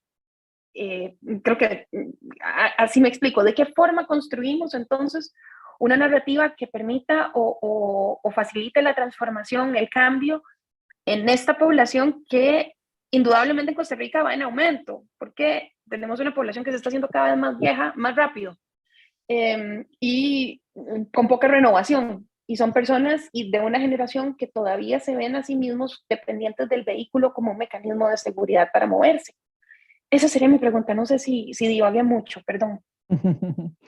No sé si en este caso funciona tanto el relato, y no hablaba tanto con los niños y niñas, como su mirada de la ciudad es primero, está menos mediada por intereses de cualquier tipo, es su propia experiencia, su cuerpo, no tiene la dimensión para la que la ciudad ha sido pensada, por tanto las mejoras se ven muy rápido y las sienten muy rápido, así como sienten muy rápido las violencias, ¿no? Porque tú piensas, no sé, hacer el ejercicio, alguna vez yo lo he hecho, ¿no? De poner una cámara, ir haciendo fotos con una cámara, si no tenéis niños, pero a la altura de vuestras rodillas, muslo, que es lo que ve un niño o una niña. Realmente la ciudad es muy agresiva, entonces es mucho más fácil y aparte es la ciudad del futuro. Claro, ¿qué hacer con los adictos al coche? Bueno, como cualquier adicto, es muy complicado. Hay que ponérselo difícil, hay que hacer que ir en coche, pues no se puede llegar a todos lados, pero para eso hay que tener desde buenos espacios públicos que permitan ir caminando, que permitan descansar y sentarse, que cambie el estatus de ir también, de ir caminando, ¿no? También es una cuestión como social, decir, bueno, yo voy caminando al teatro y voy caminando hasta allí y está súper, ¿no? Pero para eso necesitas un espacio público y que también ciertos y ciertas generadores de opinión y de estatus, entre comillas, también manden ese mensaje, ¿no? Realmente es de alguna manera un pacto social, es un pacto, y a la gente mayor, o a estas personas cocheadictos, podrías irle un poco con datos, ¿no? Y con datos referido a los vehículos, accidentes y sus nietos. Y por ahí le podrías tocar alguna fibra. Porque realmente el peligro que significan los coches para los niños y estos coches que se han puesto de moda en los últimos años, súper gigantescos, que en América toda hay demasiados, son súper peligrosos. Tienes muchos ángulos muertos y realmente es una ciudad. Entonces, bueno, podría ir por ahí, ¿no? Ya, bueno, tu nieto podría ser ese, pero no está garantizado tampoco. Muy bien, muchas gracias. Sofía, cuando quieras. Ahora sí.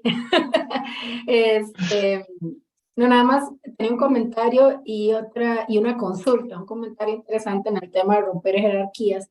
Cuando llamamos a capacitaciones, webinars o demás para expertos en ciudades, seguro tendríamos muchísimo más participación de hombres. Cuando llamamos a un webinar de movilidad sostenible y soluciones urbanas con perspectiva de género, tenemos una gran mayoría de mujeres. Es algo como para que reflexionemos y pensemos entonces, bueno, ¿qué sucede, verdad? ¿Qué cosas tendríamos que cambiar? Y la otra es la pregunta, hace ya bastantes años, no sé cuánto tiempo tiene de estar este tema de los vagones segregados en el Metro de México y de los buses rosa. Viví la experiencia y fui a un taller en el cual conocí toda digamos, la campaña y demás. Y pues a mí siempre me quedó la idea y me sigue quedando la idea de que si bien pareciera ser una solución para casos muy extremos de violencia, como el que vive la Ciudad de México, a mí me parece que la segregación es una solución muy polarizada. O sea, estamos casi regresando a los años 50, 60, en que segregaban los autobuses por color, por raza. Me parece algo muy extremo en ciertas formas y que pareciese que una vez implementado, ¿cómo costaría regresarnos nuevamente? No es una solución sostenible, no es un cambio de cultura, es simple y sencillamente, entonces dejemos los incivilizados de un lado y a los civilizados del otro. No sé, es una percepción que yo siento muy complicada y también para el manejo de familias, si van parejas, entonces ya empiezan a complicar, bueno, entonces en cuál vagón nos subimos, sí fue en aquel entonces cuando fue bastante cuestionada y lo que sí yo no tengo conocimiento en este momento es si la campaña continúa tal cual, si sigue siendo segregados a hoy los vagones y tener los buses rosas. También vi que en Tokio y en Brasil también lo hicieron, no sé si lo siguen continuando y cuál ha sido la experiencia, o sea, no sé, me sigue pareciendo de esa forma a mí, pero no sé si realmente ha evolucionado o ha tenido un poco más de vinculación. Sí, en los sitios que estaba sigue existiendo, también hay en Londres, también hay en Delhi, no sé en alguno más, pero no es una solución definitiva, pero desde luego, y si tú vas en pareja, vas a un hombre y una mujer, vas al vagón de mixto, es mixto, no es de hombres, es mixto, pero desgraciadamente y a determinadas horas que va el metro, o sea, a cualquier hora puedes tener un problema, pero cuando va el metro súper lleno, pues tienes casi asegurada un mal rato, como poco, ¿no? Entonces, y si eso evita eso y te da seguridad, también no me parece en sí que esté mal. Yo creo que no es lo mismo que la otra segregación que tú decías, que tenían que ver con, bueno, no era ni elegida, y aparte era por raza, etcétera.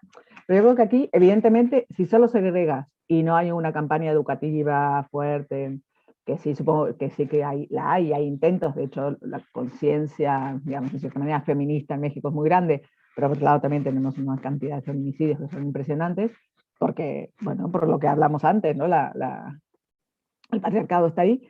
Entonces yo creo que no es una solución deseable, pero sí es una solución posible de momento para que mujeres que han sufrido y que tienen miedo de sufrir esas violencias puedan no sufrirlas. A mí no me parece que está mal, siempre que vaya acompañada de campañas de educación, de demostraciones ejemplares, etcétera, etcétera, ¿no? Pero sí es controvertida, desde luego. Sí, en ese sentido, Jessica Álvarez dice que la segregación en los autobuses incrementa la desigualdad y se vuelve una barrera para la inclusión social y la cohesión. O sea, es un ¿Por qué tema... sí está segregando? ¿Pero por qué dices eso? ¿Lo puedes explicar? Jessica, si quieres mientras Yo creo hacemos la que pregunta... aumenta la desigualdad, que hay unas que van en unos coches con chofer y otros que quieren un bus como una lata de sardinas. A mí eso me parece que acrecienta la desigualdad. Vale, pasamos a Euken, Sese. Sí. Sí, gracias, Zaida, por tu brillante exposición. Y Gracias. siempre en la cultura, por lo menos en la cultura europea, que tendemos a asociarnos y a generar luego entornos nacionales y hasta europeos, y viendo el fenómeno que se está produciendo en este momento en Latinoamérica, pues yo creo de un enorme interés. Están surgiendo, yo creo que múltiples en este momento iniciativas y actividades. No sé, la Asociación de Mujeres en Movimiento, el lema y la campaña de Baja del acoso en Quito, en Salvador, Mujeres Libres de Violencia en el Transporte Público, la Asociación de las Dignas. Bueno, yo creo que hay una riqueza en este momento, un movimiento emergente que todavía no está estructurado. ¿Percibes tú alguna opción de que se constituya algún ente que pueda ir poco a poco asociando a lo que ya existe y sobre todo sensibilizando mucho más aquellas iniciativas que todavía no han surgido, ¿no?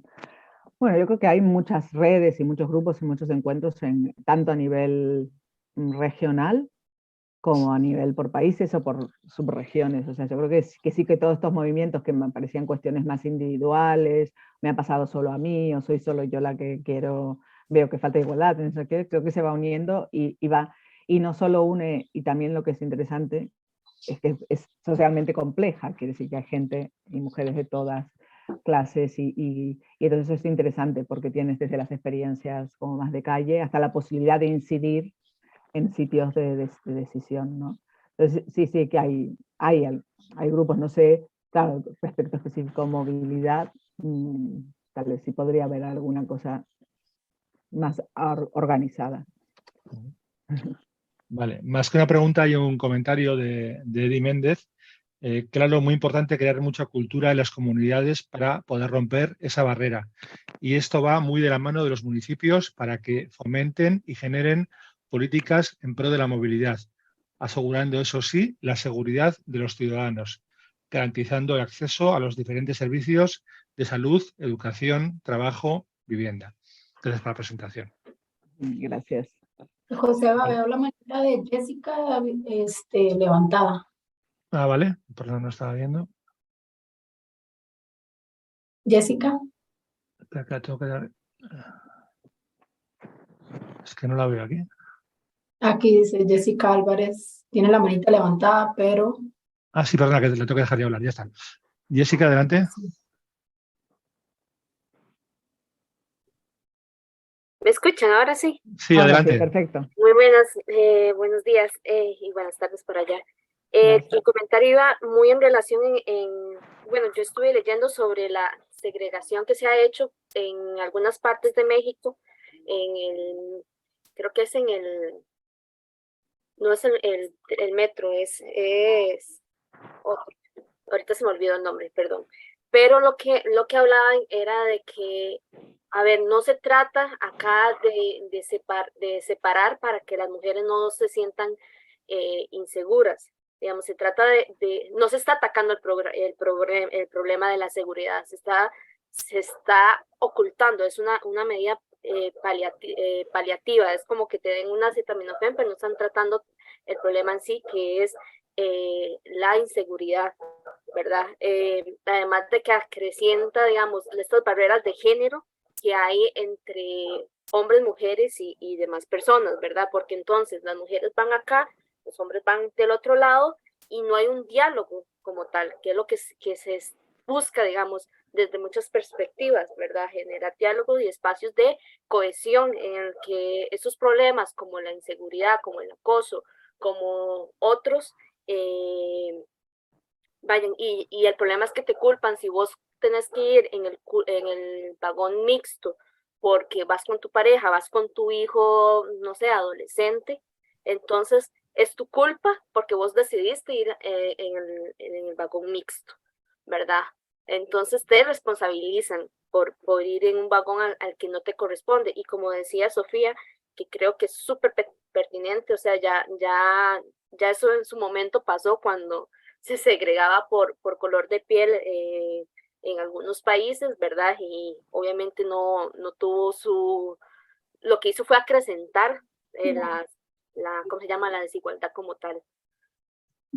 Creo que, insisto, no es comparable. La segregación por color de piel era la segregación del poder frente al sojuzgado. O sea, las personas sojuzgadas eran las que eran echadas para el que el blanco fuera tranquilo, que es diferente. El poder iba tranquilo.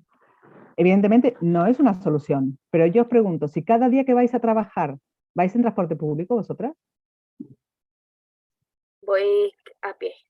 Vale, bien, suerte. Pero si vas en transporte público y cada día que te subes al metro hay un señor, porque va muy lleno o no va muy lleno, pero te viene encima, ¿no tienes derecho a ir segura en otro lugar? Pero eso no Claro, correspondería más a medidas propiamente del transporte, no de mi, ¿cómo se llama? De que yo voy en un vagón o en otro, digamos. Más medidas relacionadas con el tema de cómo se trabaja el transporte público. No, estamos hablando de lo que tú decías antes, de una cuestión de seguridad que es sistémica, que esto no lo mejora, evidentemente no, pero para algunas personas, para algunas mujeres que si no sufrirían, no sé, es como, no es solución, pero es, para quien sufre ahora, es una solución, y que evidentemente se tiene que trabajar en otros campos, ¿no? Y yo no creo que si vas en el transporte, en el de hecho ido, en el vagón mixto, tienes problemas si va vacío. Claro, si va lleno es otro problema. Pero yo creo que no es solución y hay que hacer educación. Pero mientras tanto, hay que darles un entorno seguro a quien no tiene opción de otro viaje, otra manera de viajar. Y no es que se vaya a arreglar hablando en el metro. O sea, si alguna vez alguna le pasó, si tú eres tocada en el metro o en el bus y reaccionas, te quedas en ridículo. Y no es necesario que vayas en el vagón mixto cuando hay vagones solo para mujeres. O sea, en cualquier circunstancia pasa eso. Entonces, creo que necesitamos también empatía hacia esas mujeres que no tienen opción para viajar y que necesitan poder viajar seguras. Gracias. Última pregunta, Eida. Buenos días a todos, buenas tardes también por allá.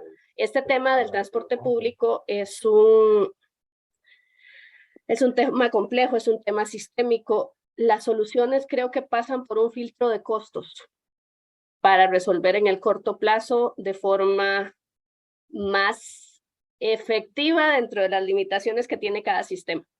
Acá en Costa Rica nuestro servicio no es tan eficiente como para poder analizar algunos temas. Las que viajamos en bus, sabemos que es una práctica común. A veces lo que toca es bajarse del bus para eliminar, digamos, a una le toca bajarse para sobrevivir, para resolver y esperar otro transporte.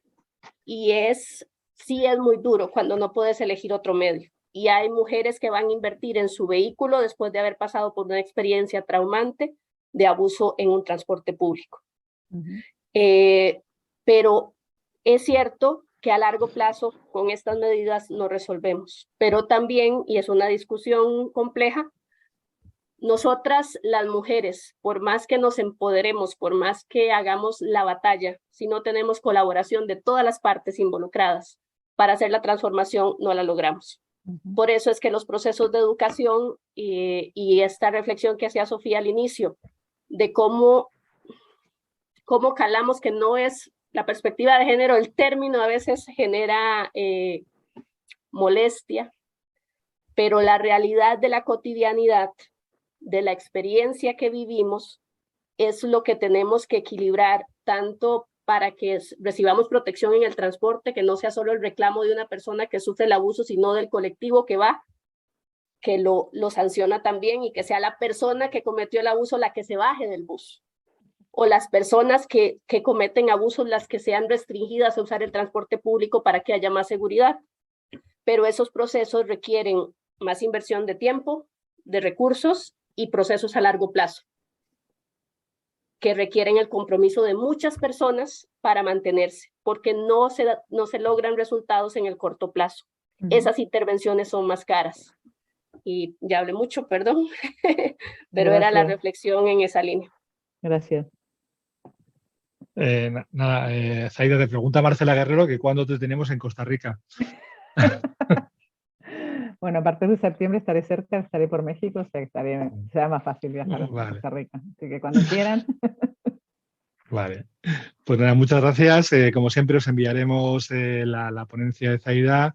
También le pediremos igual un poco de bibliografía, porque ya he visto que todo el tema de los estudios ha despertado mucho interés. Igual te pedimos que sepas una pequeña relación de estudios interesantes para distribuirlos entre las personas asistentes. Y nada, como siempre, muchas gracias por vuestro interés, por vuestras preguntas. Y Sofía, si quieres cerrar. Sí, bueno, agradecerle montones a Zaida.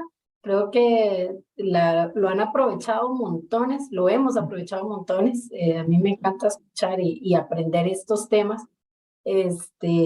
Y lo que se han hecho y se ha implementado en otros lugares. Creo que vamos en ese camino. Creo que desde MUEVE estamos buscando que los gobiernos locales cambien esos procesos de planificación, diseño de las ciudades, y los esquemas de transporte ojalá también puedan cambiar a futuro. Tal vez no es competencia de los gobiernos locales, pero podemos hacer presión como ciudadanos para que esto cambie y mejore hacia el beneficio de las personas. Para todos y todas les prometemos que vamos a compartir la presentación. Ya Zaida nos prometió que nos las va a compartir, y la grabación también se editan y se estarían compartiendo a las personas que se inscribieron al webinar. Agradecerles montones. Nos quedan 2 webinars más los próximos 2 jueves. Esperemos que nos estén acompañando para terminar este ciclo. Y desde MUEVE la idea es seguir generando los 2 años y un poquito que nos queda, más espacio para seguir conversando, aprendiendo sobre estos temas, y esto está dedicado a toda la ciudadanía y población en general de Costa Rica. No estamos, buscando ni tenemos públicos metas específicos, es para todos y todas. Entonces, les agradecemos muchísimo su participación y que haya sido de gran provecho.